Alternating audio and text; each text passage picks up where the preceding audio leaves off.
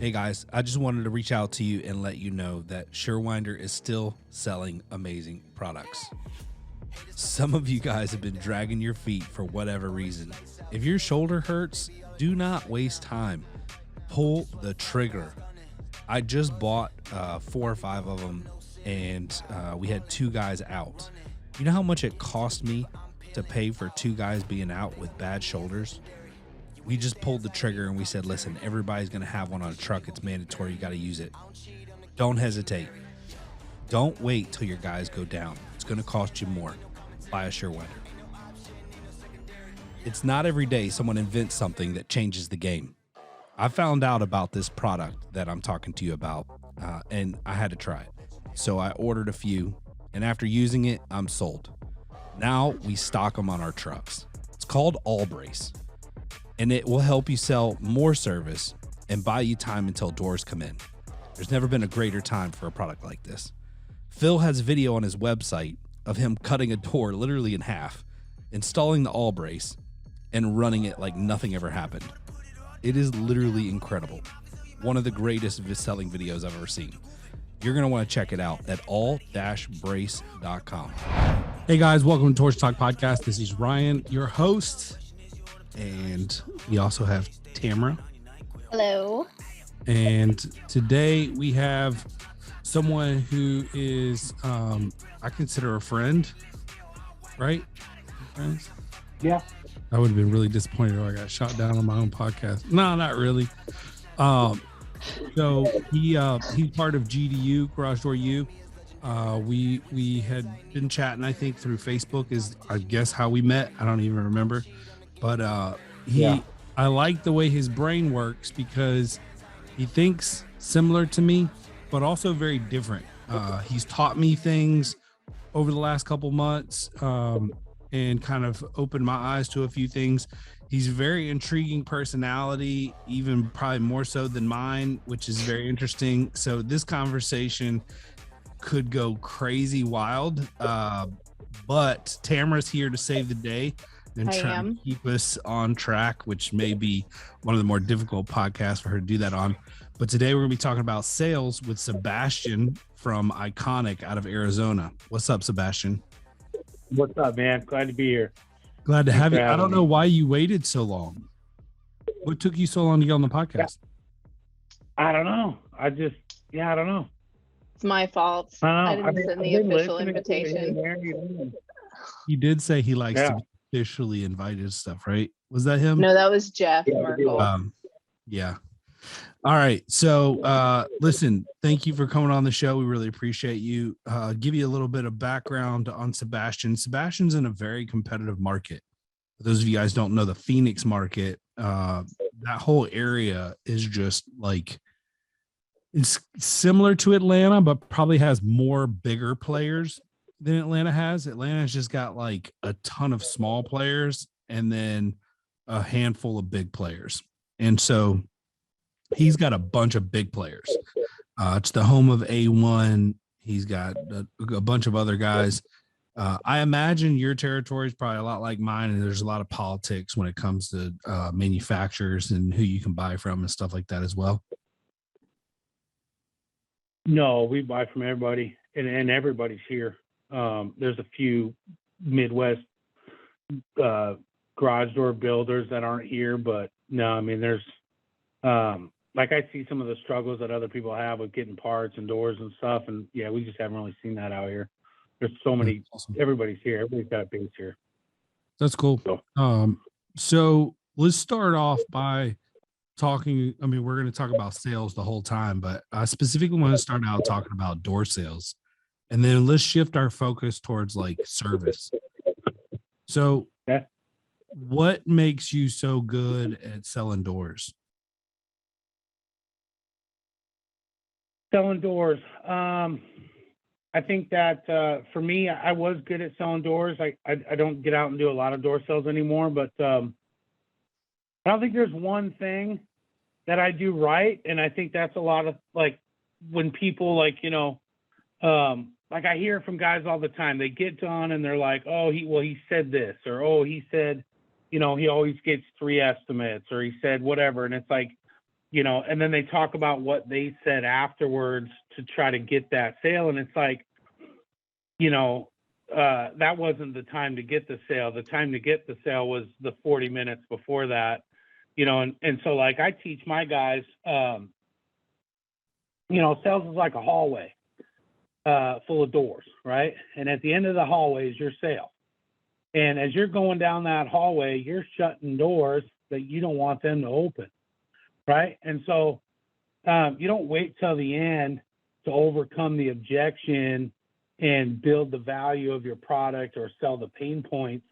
That's all stuff you're doing while you're walking them down the hallway, so that when you get down, by the time you get to the end of that hallway, you should have covered everything from them. You should have covered building the value, and you should have presented a certain way and answered your phone a certain way and built rapport and things like that. And all those things should have been covered. You should have been answered all their objections, handled all their issues and stuff like that, and then built your value, so that when you get down to the end of that sale, maybe an objection comes out, but there's not a bunch of objections. There's maybe one or something like that. And so, like, for me, I've never considered myself a garage door technician. I've been in the garage door industry for, I think, almost going on like 10 years. And, I've always looked at myself as a sales guy. I'm a salesman that does garage doors, and sales isn't really like a derogatory word for me. A good sales guy is going to, walk you through a presentation, make you feel comfortable, and they're going to tell you everything, all the good parts, all the bad parts. You're going to be completely informed, and you're going to feel comfortable about your decision. And that's what a good salesman is to me. It's not a, arm twisting sales pitch or so. Well, hope you guys enjoyed today's podcast. Thank you very much for coming on the show. No, I'm just kidding. That was you hit on so many things, right? So we can just take there was a little bit of a deep dive into some of those things.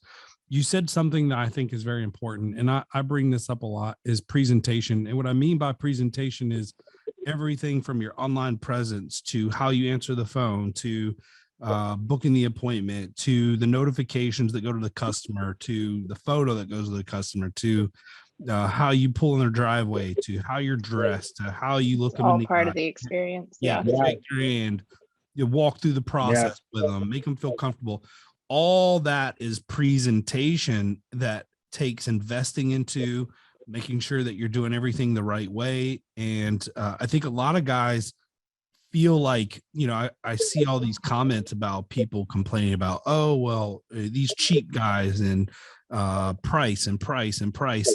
When in reality, it's like, okay, yes, maybe you're getting beat out on price, and maybe it's not your sales skills. Maybe it's your presentation, right? And so if you present well and you have good sales skills, it's usually a recipe for success. Wouldn't you agree? Yes. And I think that a lot of people don't develop those skills enough. I've been doing sales my whole life, 20 years old. I was running sales offices, managing sales guys and training sales guys. And, if you're just out there focusing on being a garage door technician, you're only focusing on 50% of your job, because, for me, the hardest part of the job is the customer. The customers, they're all over the place sometimes, you know what I mean? And so if you're not focusing on sales and actively learning sales, and you're not in a sales environment, you should be, or maybe it's time to think about switching and going to a company that does have that kind of environment, because you got to get better, and if you're not practicing, you're not getting better. If you're not learning, you're not getting better. Right. What are some of the ways that you encourage your team or you yourself focus on getting better? Like, what do you do to improve on a regular basis? So, when we started this company, we didn't have an office. And one of the things that I was most excited about was getting a sales training room. And so I have a sales training room, and we have meetings every Monday. And, my guys are all, my newest guy has 8 years experience. They don't need a bunch of, training when it comes to fixing a garage door. They've all been door installers for 10, 12 years, but that's just it. They've all been door installers. They haven't been service techs having to sell customers. And so we do a ton of that in our training. And I put our numbers up on the board. I mean, maybe it sounds salesy or whatever, but if you go into my training room, I write everybody's numbers up on the board. And then on the bottom, it says, like, you know, in orange, it says baller, you know, and if his numbers are written in orange, you know, that means like you're killing it, you know, and then on the bottom, it's in purple, it says, you know, Taco Bell is hiring, you know, and if I'm writing your numbers in purple, you know, that means like, you know, you're messing stuff up. You know what I mean? Like if you got a 50% close ratio, you know, I'm writing your shit in purple. You know what I mean? Let's talk about close ratio. So I love that. I love that because you have a way of being like super blunt, but also having fun at the same time. Like, hey, dude, you suck at your job. I need you to pick it up. Like most people can't say it the way you say it, but you do it. And it sounds like your guys like really have fun with it and just like they know your personality and they take it well. You know, that starts with actually caring about your guys. You know, you can't pretend to care about your guys. You have to genuinely care about your guys. And I think I get away with that, some of that stuff, but these guys have all seen me in the trenches too. You know what I mean? This isn't like, oh, hey, if you do this, you could do this. These guys have seen me close higher tickets, higher close percentages, higher door sales. So it's like I lead by example. And so when I'm telling them to do something, it's not like, oh, I think that's going to work. Like they know it's going to work. You know, they believe, you know?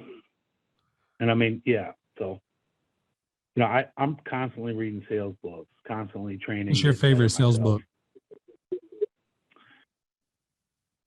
You know, one I just read recently is, well, actually there's three I just read that I freaking love. One of them is, what's the title of that? It's how to habits, why we do what we do in life and in business. You know, I was trying to make like changes and it was really good. And like, I learned a lot about like the psychology of different things, you know? And they talked about like, you know, Target and they talked about like, you know, how to deal with a customer that's like starts screaming at you and how a lot of people kind of mess that up. And they were teaching like how Starbucks overcomes that, you know, because they hire a bunch of 17-year-old kids that, you know, might not know how to overcome that, you know, and all of a sudden they lose their job. Yeah, anyway. And then I actually read, you know, everything's great on the home front, you know, 20 years married, we're doing great. But I picked up a book. My friend was reading it. He was struggling with his marriage. And he told me about this book, Love Languages. And I actually thought that was really, love it. Yeah. Yeah. So I'm kind of reading that one right now. And I thought that was really good. And like understanding the psychology again about what makes people tick, you know, and that's kind of like, I'm on these like psychology books right now. Like what makes people tick. Like you know, yeah. There's some good ones. I love the 5 love languages. What's interesting about that is I've learned that your love language can change. Number one. Number two, like the book says that you always have a tendency to love people as you like to be loved. But then when you start to open up your mind to look at like trying to recognize other people's love languages, then you start to recognize, oh, hey, they're not feeling as loved as I want them to feel because I'm trying to love them my way, not the way they want to be loved. There's like 5, right? You got acts of service, touch, words of affirmation, gift giving, and time and service. Time. Yeah. Quality time. Quality time. So my wife, I learned a bit about my wife too. Yeah. So my wife is quality time for sure. That's like her number one thing. And that's probably the thing I'm worst at, right? Is because I work a lot and I'm, you know, running around with the kids and I'm taking one kid one place and she's taking them another place. So you have that, which is a big challenge, which I have to do a really good job of finding time and setting aside time, which we just signed up for a gym together and we're going to start working out during the day, which is really exciting. Nice. And then her others is probably acts of service. I think she really likes it when I come home and like take the trash out and do the dishes. it makes her feel, even though that's like, we have a debate on like who's what responsibilities and jobs and stuff, but I think she appreciates it when I chip in as much as I can at home. But those same principles can be applied, like you said, in sales, right? Trying to recognize people's personalities, characteristics, and then adjusting your sales strategy to those people. For sure. So, I have for sure. Oh, well, I was going to ask a question. Is that okay? Right. Yeah. All right. So, when I was really excited when you came on, Sebastian, because in some of the other groups, a conversation came up the other day about several of the guys who have been techs and grown into business owners. They are really, really uncomfortable with selling still because they feel like they're just there to do whatever the customer asks them to do and nothing else. And so they're struggling with teaching their techs how to sell. And I was trying to I knew that you would be a good person to kind of give them some advice on that, because I think your perspective on that whole situation is really unique. So do you have anything that maybe you could say to them? Yeah, get uncomfortable. So I started like 20 years old, right? We're doing door-to-door sales, selling meat out of the back of a truck, right? Yep. And the first guy that trained me, he just went to like the dirtiest places in the world, right? Like, I mean, it was just like, dude, these people don't have any money. And he's like, don't worry, they got food stamps. You know what I mean? We're good. We're selling food, right? So I'm like, all right, and so like I kind of started out like that, and that's what I liked selling because I was comfortable, right? And then I started riding with this other guy, and all he ever liked working was businesses. So here we are, we're walking into like a dentist office, and I would literally just take control of the whole room, right? Like, I don't want to pitch the front desk lady. Her job's to keep me out of there. I want to talk so loud that the dentist performing a surgery in the back can hear me, you know what I'm saying? And so I would just, and then all of a sudden the front lady's like, she's trying to shut me up, you know what I mean, and get me to leave, but the dentist in the back's like, what do you got, and boom, it worked, right? And then so I'm walking into like a hair salon. Those always kind of made me uncomfortable, but I did it, right? So like, imagine you walk into a hair salon, there's 20 beautiful women everywhere, and you got to take control of that room. You know what I mean? And then, so then I started riding with this other guy, and he's like, why don't we go hit skyscrapers? And I'm like, dude, we sell meat out of the back of the truck. Like, what are you talking about, skyscrapers? And he's like, yeah, bro. He's like, we're just going to go to the top of this skyscraper, and we'll be sold out by the time we hit the bottom. I'm like, all right, let's do it, And I did it, and so it's like, you just got to make yourself, like, if you're uncomfortable, it's because you're growing. I took this guy, and all he ever liked doing was working the hood. He felt like he could never leave the hood, And I'm like, let me ask you something. He was my assistant manager. He got paid like $800 a week just for being assistant manager. And then, he would go out and, easily make $200, $300 a day, selling meat out of the back of the truck, right? And so I'm like, but then at the end of the month, he wouldn't make any money. So like, I just challenged him. I says, dude, just, there's no money down there. You can't go to the hood at the end of the month. There's no money, like you need to just go work like some nice neighborhoods. And I took him down to the beach, and all we did for a week was knock on like $20 million homes on the beach. And he was so uncomfortable, but he got him out of his shell, and he realized like, I can do this, and I can talk to other types of people, So he was black. And he felt like he couldn't go outside of black neighborhoods. And I'm like, no, bro, that's all in your head. That's head garbage that you need to get out of your head. You know what I mean? And so I took him out to like the richest freaking white neighborhood there was down on the beach, and made him, I was like, this is where we're working all week. So figure it out, and he did. He sold, you got to get yourself in uncomfortable situations, Yeah. And also like what I'm hearing too. Exactly. So, but you never know who needs what, right? You're basically, if you're not offering options to the customer, you're making a decision for them, right? And I mean, think about like if you're uncomfortable, you've done this a million times. How many times has the customer stood in the garage and done a garage door negotiation? You know what I mean? He's done it one time, like you're experienced. You've done this, I mean, you should not feel, I used to be shy. I would have never done this when I was like 20. I have a swear. real I hard was time shocked. believing that. Right. I'm serious. My trainer, he's like, dude, you need to stop being so nice. He's like, you need to stop being so nice to everybody. And he's like, and you need to get after it. Like, he's like, you need to forget this shy thing. You ain't going to make any money. And like, I cussed the next person out and he's like, whoa, bro, whoa. Dial it back. I was like, all right. Somewhere in the middle. Somewhere in the middle. Yeah, I was finding happy ground here. So, I mean, let's talk if about, you're shy, you got to find a way to overcome that, Yeah. Your paycheck will Go help. to bars. Go to bars and find the hottest chick in the bar and and you got to be sober too. You can't get all drunk and do it. Go to bars, find the hottest chick there and just start talking to her and do that for like a week. You'll be done. If you're married, we do not suggest this process of training. Yeah. Please do not your do wife. this and use him or Torsion Talk as an excuse for going to the bar and talking to hot chicks. All right, so I want to shift gears just a little bit, and I want to talk about the difference between selling wants and needs. I think a lot of times I hear people talk about, oh, well, they didn't need that, or whatever. And so I know I've said on the podcast before that I'm a wants buyer. Like, I want to know what, tell me what I need and tell me what I might want.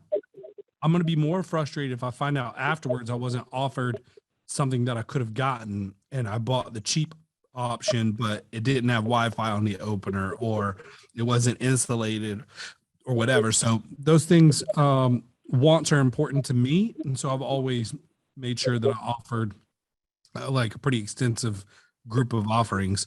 Talk a little bit about the difference between wants and needs and how you train your team on selling wants and needs.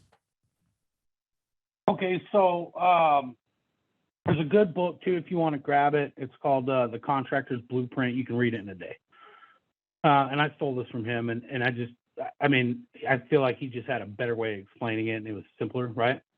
So he started talking about jeans, right? You got customers that are only going to buy a $20 pair of jeans from Kmart. You got customers that would never buy a $20 pair of jeans at Kmart. They're going to buy it at the mall for $100. And then you got people like my wife who like these high-end retail stores like have her phone number and they call her. And it's the same $20 pair. It's the same pair of jeans, but they're like $800, but they come with this incredible level of service. Like, I don't know if they put the pants on for her while she's looking at them or what, but they're literally $800, right?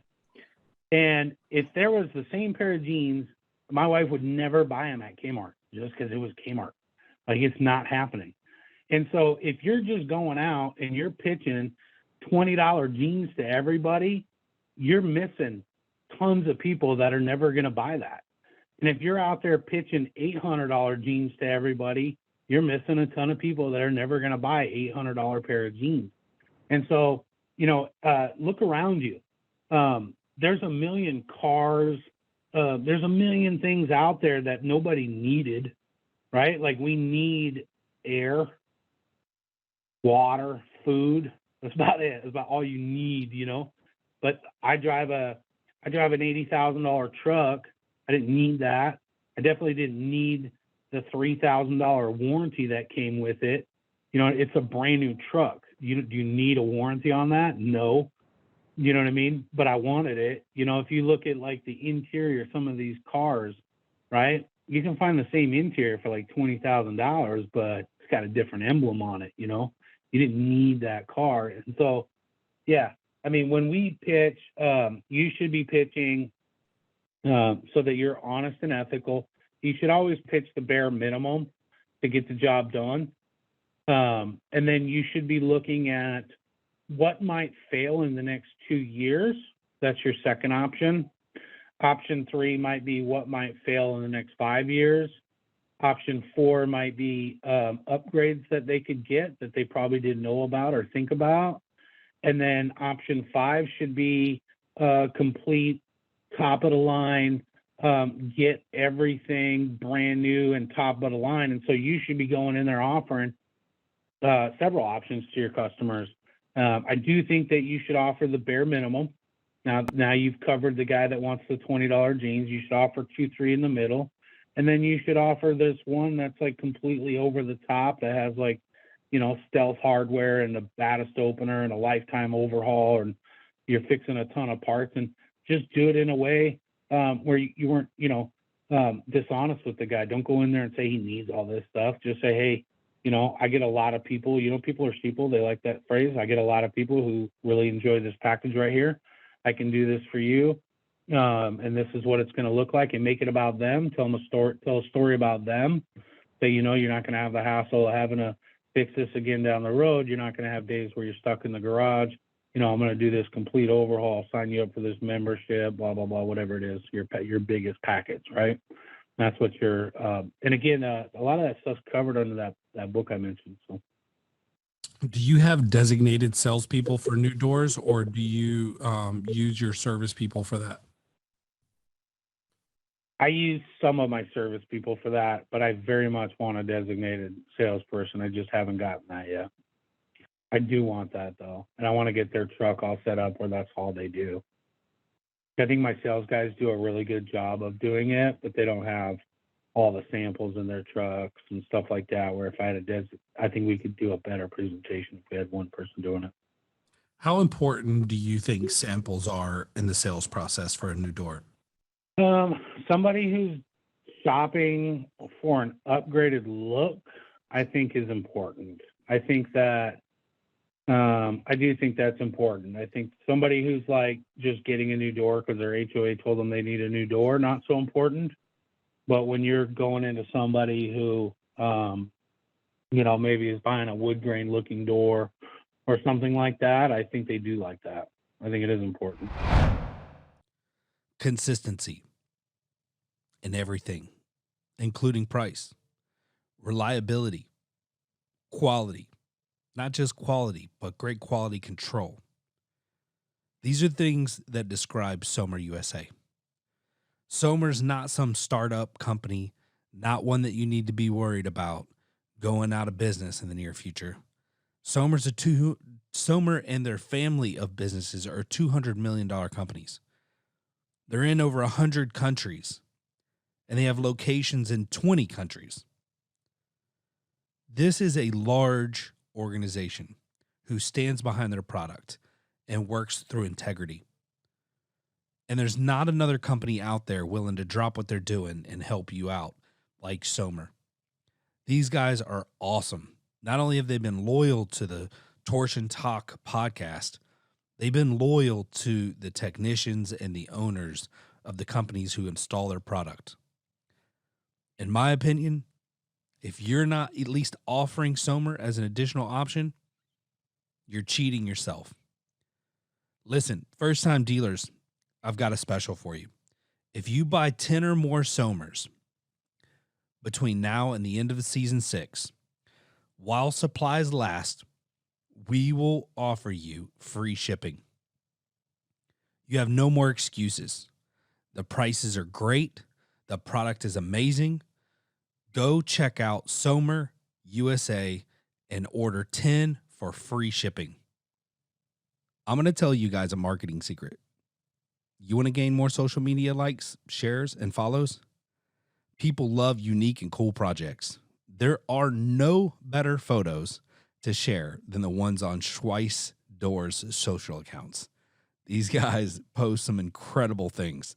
Make sure to go there and like and share their Facebook and Instagram post with your business account. So if you like their business account, you can share their post. The bifold doors are awesome, and they're doing some great projects that will go viral on social media if you share them. Go right now to Schweiss Door on Facebook and check out some of the projects they share and like their page. Oh, and don't forget, no one builds a better bifold than Schweiss. People want to touch it, feel it. You know, like how many times have you gone to a car dealership? Take something from car dealerships. You don't go to the car dealership and they sit you down part of building value is let them touch it, feel it, smell it, Walk around. Yeah. Yeah, they want you I do to think open it's up all the doors, the trunk, the hood, show the crumple zones, the breakaway, the everything. Interior, have them sit inside, have them sit in the back, have them get in the trunk, like whatever you can do, right? Like that was what the way we were trained in automotive was, do what we call a walk around, and we practiced a walk around every single week. In the mornings, we had once a week we had sales training, like what you guys do, and we would break into groups and do a walk around, and whoever had the best walk around ended up getting like a steak lunch or something that day, and that was fun. We had a good time with it, right? And then like if people messed up, we'd bust their chops and make fun of them and whatever else. It was a good time. For sure. So when I carried samples, I would carry like a pan door, and then I'd carry a 3-layer. And I would just, especially with customers with like 18-foot openings, I would say, hey, here, look how flexible and flimsy this door is, and it's only 2 foot wide. You hold it. Feel that? Yeah. Okay, here. Let me grab that one from you. Hold that one. Flex that one for me. And it's all of a sudden, it's that guy in Napoleon Dynamite trying to tear the plastic container. And they can't bend it, right? It's not flexible. And so you say, hey, listen, it's not only about installation, it's about quality, it's about quiet, it's about if it's flimsy, is it more likely to fall on your car? Probably. Than if it's solid across. We're going to support it with struts, things like that. And so I would say, hey, knock on this one and knock on this one, clank, clank, clank, boom, boom, boom. There's a difference in the sound, and you give people that experience, and they're like, oh, well, nobody else brought samples out. This is very interesting. We were wanting the cheap door, and now we kind of like this one better. And so when you're talking about quality, that's a great way to do it. And I spent a lot of time with that. We also had a customer who had concerns about dents. We used to get, when I was selling doors, questions about, hey, we got a basketball goal. Do I need to worry about this door denting really easy or whatever? So I would take a basketball. I would say, get a basketball. Let's lean the sample up against the house and let's peg it, and me and a wife were outside pegging. Like, we had gone way beyond figuring out if it would work at this point. We were just having fun. The husband comes out. He's like, what is going on? She's like, honey, throw this door sample. And we're like just chunking it at it. And it didn't do anything, right? It was great. And so, but it made, it's like an experience. I always talk about selling the experience. Can you talk a little bit about the difference between selling products and services and selling an experience, and what difference that makes for you? So I like to go to, I had a lot of good mentors in my life. And one of them, I didn't get to learn a ton from this guy, but something that he really taught me that really hit home was this guy, Mark Johnson. He's very successful, owned a big siding company, solar companies, on several big companies. He's just somebody I look up to. But he taught me about psychological reciprocity. And like the first time he talked to me, like I couldn't even pronounce it right. I'm like, psychological reciprocity. What the did he just say? And timestamp that one, Tamara. I'm gonna have to edit that out. Yeah. I'll put some money in the jar. And it was about, if you think about it, right, it's psychological reciprocity. So gift giving, mental gift giving, right? So think about like, a simple example is like, my neighbor moved in a couple months before Christmas, and the week before Christmas, I didn't really know him. They came over and they brought me brownies, and I go inside. I'm like, babe, look what the neighbors just give us. Like, did we get them something? Like, of course we didn't get them something. It wasn't like on my mind. I'm like, you need to get them something. And my wife's like, I think she likes wine. I'm like, get a bottle of wine. We got to give them something back. And people are like that. When you give somebody something, they want to return it. And so it's like, there's so many times, going back to what I said in the beginning about how, like, you get done with the sale and you didn't get it, and you're focused on that end result of you not getting it, or what could I have said different? You know, you need to go back to the beginning. And so, like, the experience that you want to create, and I think a lot of guys have problems with rapport building, or they don't even know what it means. You know, they think like, okay, if the guy's into hunting and I'm into hunting, we're going to have this great conversation about hunting. And yeah, that's super easy to get that guy. But what about grandma who's not into hunting, you know, or somebody that you don't connect with, you know, your hobbies don't align or whatever, right? And so it's like, there's little things that you can do. Like, you know, when I call, I'm asking them if they want me to grab them something from the gas station. Hey guys, I'm on my way. My name's Sebastian. Can I grab you guys something from the gas station? I was going to stop and grab a drink. Do you guys want a Coke or Sprite or bottle of water or something like that, right? Like, imagine if that guy actually said yes. Thank God, right? So now for $2, right, what does he want to do in return? He wants to give back, right? I wish he would say yes. No, they never say yes. Like, every once in a while, they might say yes. And I'm going to stop. I'm going to ask him. I'm going to say, what kind of bottle of water? What kind of Coke do you want? You want a can? You want a fountain drink? You want a 20-ounce bottle? You want a 2-liter? Like, you know what I mean? You want to see if they got gallon jugs, you know? Like, what do you want? Right? And then I'm asking him things like, you know, when I get there, where would you like me to park, right? Obviously, I'm not going to park in the driveway if they tell me to park in the driveway. When I get out, I look good. I ask to come inside. I don't just assume I can come walk in their door and go to their garage or whatever. When I sit down with the guy, I try to get to the table, especially on door estimates, right? You want to get to a table. Outside, you're a pest. Inside, you're a guest. If I can get inside, if they offer me a drink, I'm going to say yes, take the drink. Little things like eye contact, matching their tone, matching the speed in which they talk. I can tell you this, I learned this from selling solar systems. We were selling $40,000, $50,000 solar systems. If the wife sits here and I sit here and the husband sits here and I'm between the husband and the wife, the husband isn't listening to a thing I say. Oh, the husband's not going to listen to a thing I say the whole time. He's just going to think about, like, is this guy looking at my wife? Like, I never go between the husband and the wife, you know? I mean, there's so much that goes into, like, a sale and the presentation that probably most people don't think about, but the good guys do. Unfortunately, the people that don't think about probably aren't listening to this because they're not out trying to better themselves, you know? But for you that are, hopefully you gain something from this. But, you know, and then I work on my presentation. Like, we just started doing menus and brochures. We bring a letter from me. So our guys bring this whole folder. It's got information about the openers. It's got information about our extra warranties they can buy. It's got kind of information about, like, you know, when we build a door, we do upgraded hardware, nylon rollers. So there's information in there. There's information about the installer and the tech and the experience. And so, you know, just to be able to leave that and show them and have something more than just like, you know, I guarantee you probably half the guys show up and they're just showing them pictures on their phone of doors, right? Like, that's horrible. Like, our guys have like a whole folder of doors, and then we're leaving stuff behind with them. We're training guys on, you know, like, so, you know, I had a good one the other day. I was out there. This older guy was like, you know, we always get 3 quotes.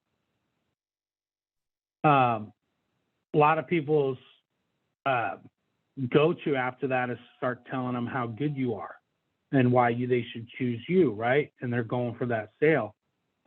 And that's not the right thing to do. Going back to psychological reciprocity, this is the art of pulling instead of pushing. You know, if you start objecting and trying to overcome that objection, then he's going to get defensive. You're going to see his arms crossed because you just basically said, that's stupid. You need to go with me, right? What you should have done is said, that's so smart.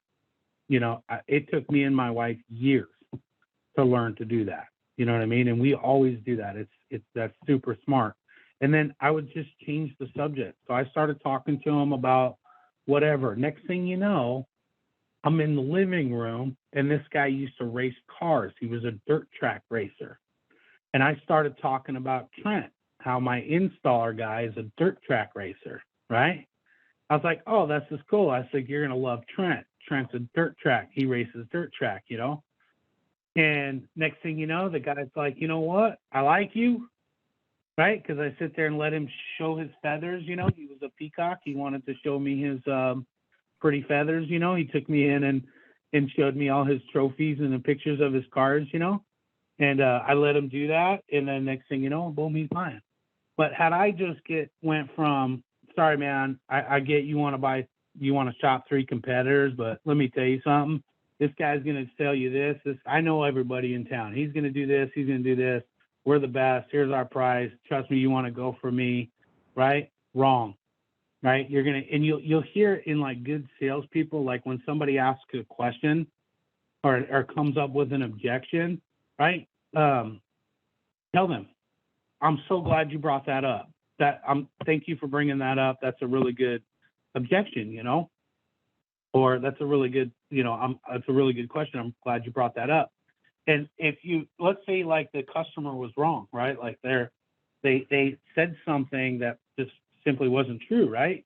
If you just go, no, that's not how it is, you know, you're going to watch. And a lot of times it's the women, right? No offense, man. But you'll see her arms fold. You'll see her body language close up, right? What you should have done first was, yes, that's really smart. I'm glad you brought that up. Thank you for bringing that up. Right now, it's gift giving. You told her good job and she's right. She's smart, stuff like that. Right now, they're going to listen to you. Now they're going to hear what you have to say. If you don't do that beforehand, they didn't hear you. They're just like this guy. You know what I mean? You know, there's a lot of editing. Sorry about that. It's 3. That's 3. All right. So let's talk about, you talk about overcoming objections. I always believe that when I'm training new salespeople, they're afraid of the objection. So they avoid it, which I tell them is like the worst possible thing ever, because you can't overcome objections you don't know exist. Right. So if you're trying to avoid that, you're basically screwing yourself. That's my opinion. I believe pull the objections out, get them out there so you can at least have a conversation and then, ultimately try to close. How often do you try to close on site versus leaving and following up? So in the service world, go for the throat.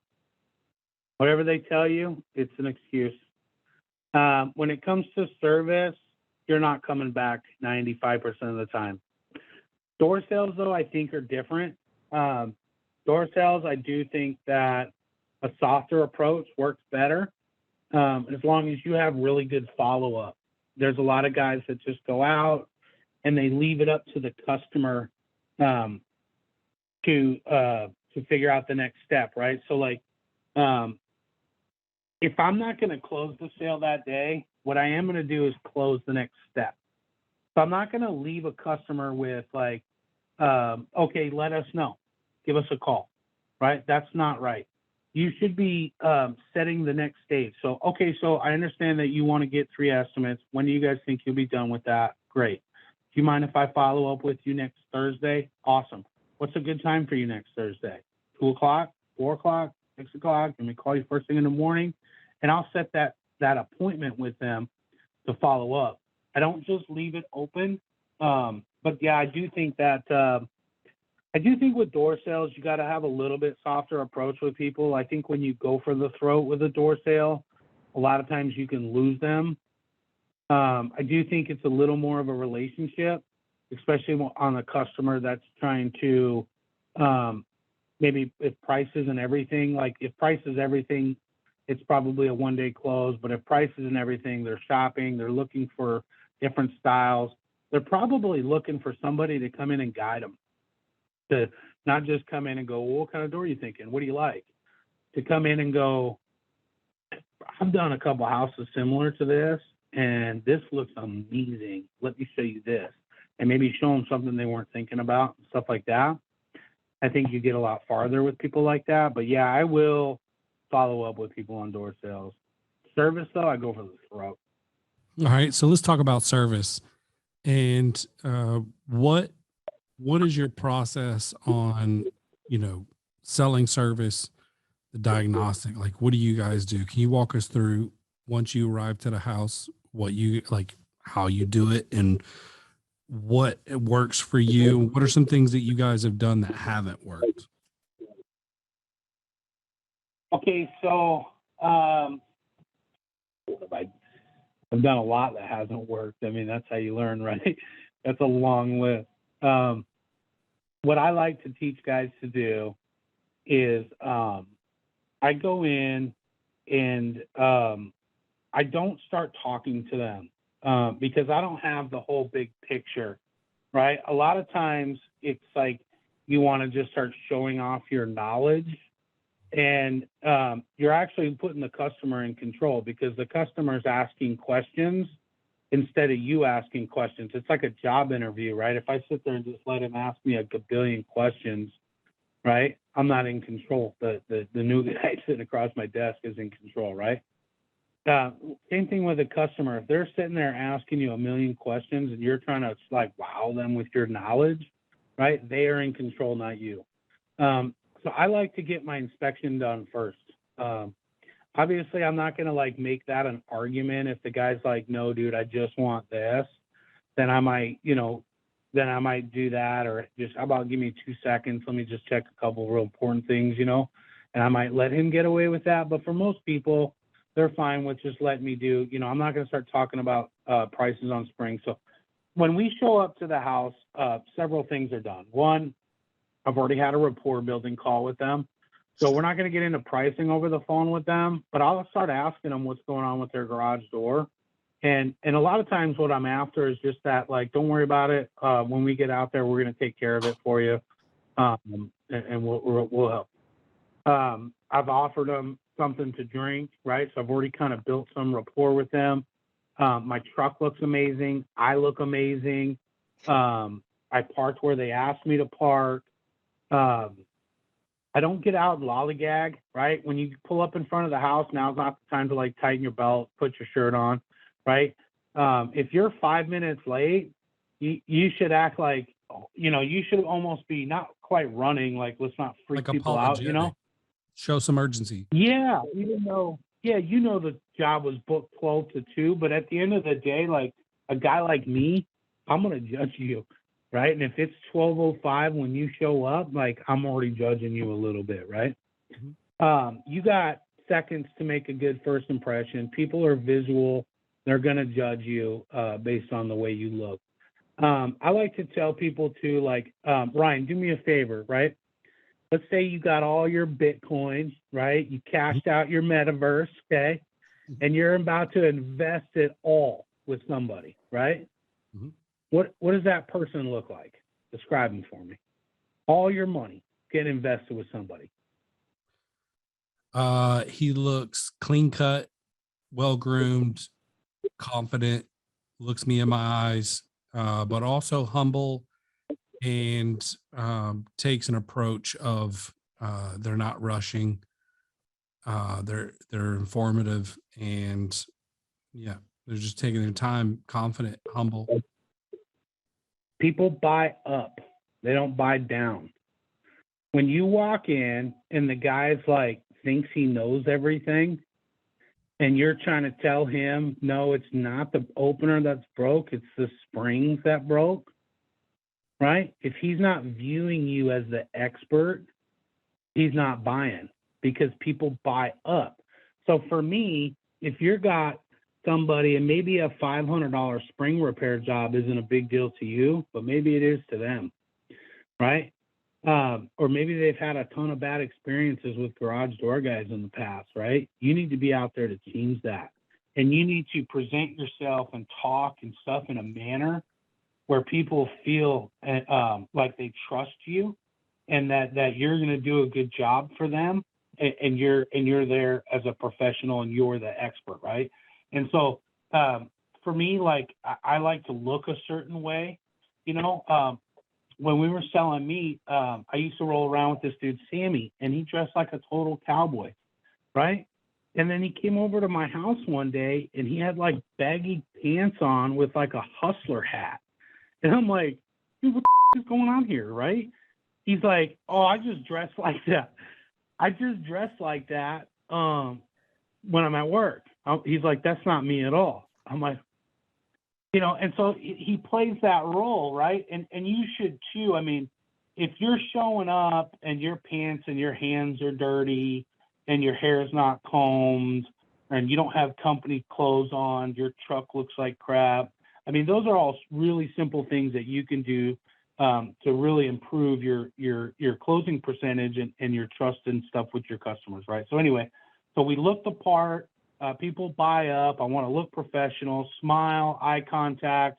I'm going to ask them if I can come inside their garage. Once I get inside the garage, though, now's the time to get the bigger picture, right? Say I'm competing with somebody for springs, but I notice that X, Y, and Z needs adjusted, and there's simple labor charges, right? I could maybe throw that stuff in or make kind of a big deal about those things and act like I'm doing them for next to nothing. And now all of a sudden I'm getting that spring job because I see the big picture, right? So when I walk in, I'm doing a very thorough safety inspection.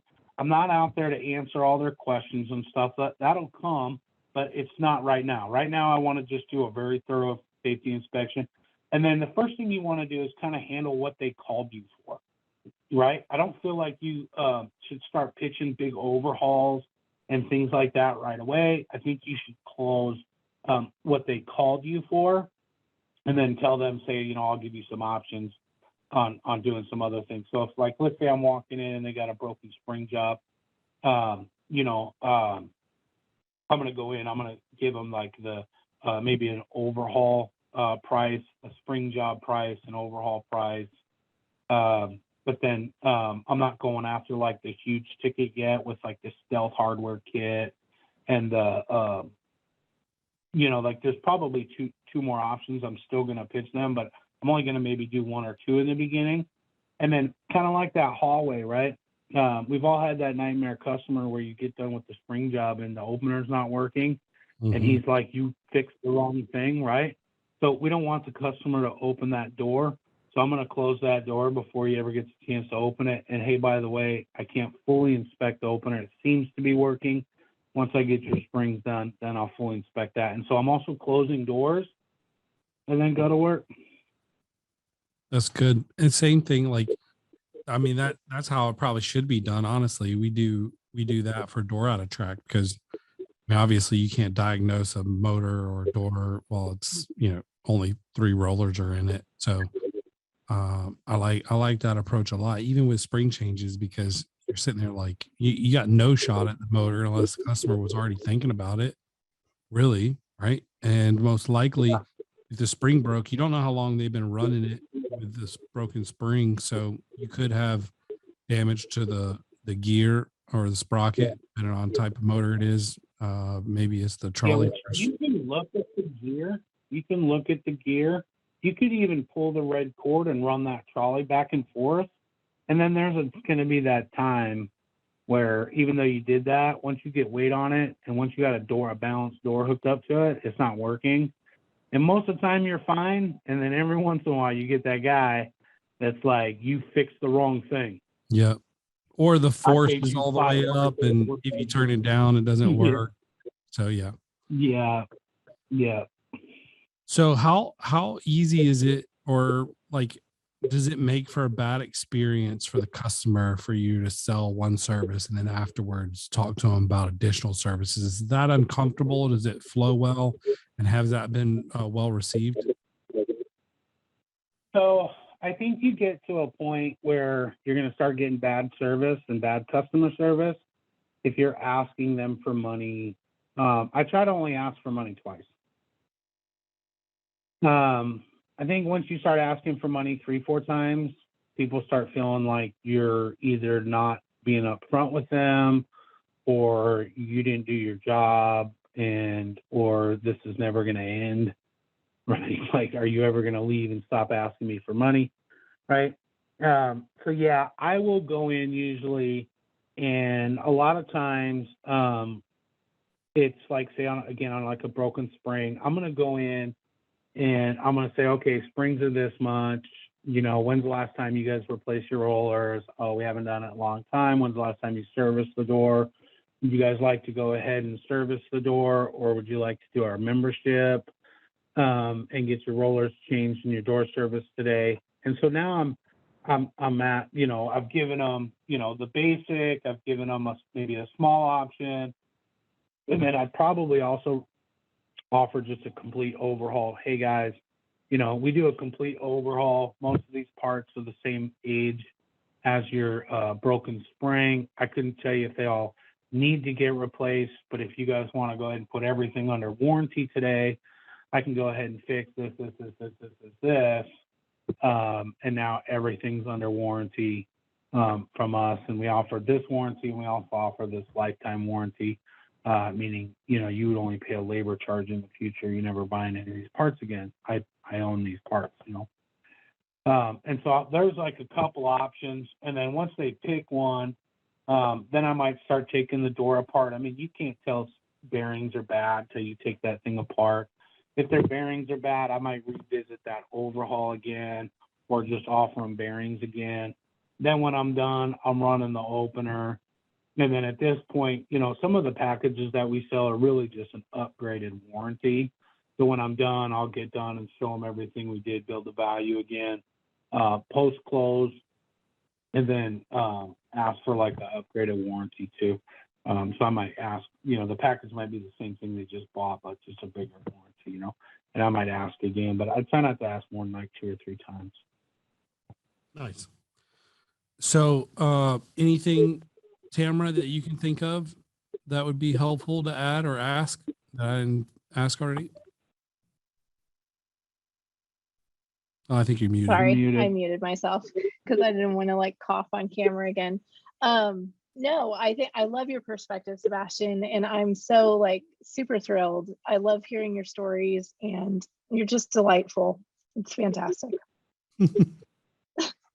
So I think this was very helpful. I got to thinking, like, I've got 2 dedicated salespeople. That's all they do is sell doors. And there's, you know, I can't always be there for them. And, you know, I'm constantly like giving out information, whether it's talking to them or other door companies. So I started a group called Garage Door Sales Strategies and Techniques.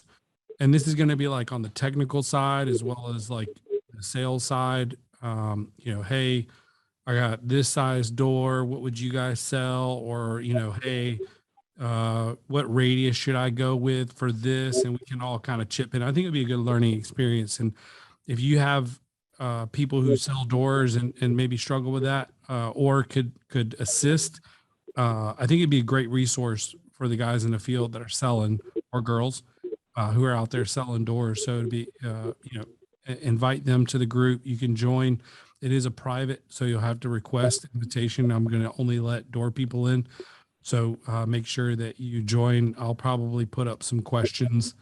But nonetheless, I think it'll be a great resource for you, your company, your staff, to just bounce questions off of. Sebastian, I think you joined, if I'm not mistaken already, and I'll try to be active in there as well.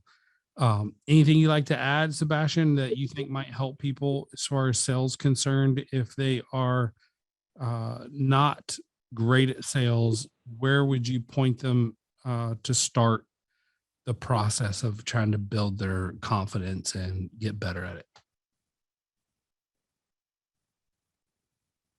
Definitely every time you leave a job, think about what you could have done different. I mean, I overanalyze everything, and when I leave a job, I'm constantly thinking about what I could do different. I tend to focus on the end of the sale where I either won it or lost it, and try to go all the way back to the beginning and think about, you know, is there a different way that I could a properly canned presentation? You know, a lot of times it's not what you did here at the very end. It's what you maybe could have done way back at the beginning to make those changes and see different results. I think that you should, obviously, if you get a chance and you can hear other guys' perspective, I've learned a lot from other guys. And then also, if you could teach new guys, I love teaching new guys sales. I think it sharpens me more than anything is when you're teaching a new guy how to do it, because it actually makes you have to think about why you're doing what you're doing. If you're not already doing that, but you should be thinking about why you're doing it. And read books, man. There's so many things out there that you can learn from, and people you can learn from out there that you can read books. There's Sandler training. There's so many books that have come from that kind of training. I mean, all kinds of stuff. Win friends, influence people. I mean, there's a million things. So. All right. And one thing I'd like to add is he mentioned earlier about people throw up in the garage and, like, not literally, but figuratively, say too much, right? They have a tendency to just try to show off what they know, or they're uncomfortable. So they feel like they got to fill empty space with words. But my belief is you really should try to apply the 80-20 rule and ask as many questions, open-ended questions as possible. Or if they're closing-ended questions, you should already know the answer to the question before you ask it. Trying to warm people up with yeses so that, and then if you get no's, that's okay. Because I've been taught that it takes 5 no's to get a yes in a lot of cases. So don't just accept the first no either, and be smart about it, but ask a lot of good questions. And maybe next episode, we'll talk about what some of those questions are. Anything else you want to add? Iconic garage doors in Arizona. Watch out. They're about to be the biggest, baddest garage door company in Arizona. Yeah. When people say they don't know, it means they don't know. KNOW. They need more information. Keep grinding and ask again, and you'll get the sale. Most sales happen after the 5th time you ask for the sale. Yep. Awesome, bro. Listen, thank you so much for coming on. And Thanks, Brad. What do you think of Garage Door U? Has it been helpful? It has. Yeah, if you guys aren't in that, jump in that. Definitely helpful. You see different perspectives. They've brought up issues that I didn't even think were, they kind of put things to light that I maybe wouldn't have thought about. And, even just the fact that just to bounce stuff off of people, bounce ideas off of people is great, But yeah, I've gotten some really good nuggets out of there, and it's definitely worth it. So appreciate it. Thanks for having us on it. You guys are interested in joining Garage Door U, make sure you go to garagedoor.com and apply, and we'll reach out to you. So thank you very much for coming on the show. Tamara, great questions today. Thank you. Thank you. Appreciate you, and hope you guys enjoy. If this helps close one extra sale, make sure you post about it and tag me and Sebastian on Facebook so we know that there was some good that came out of it. Hope you guys have a great week.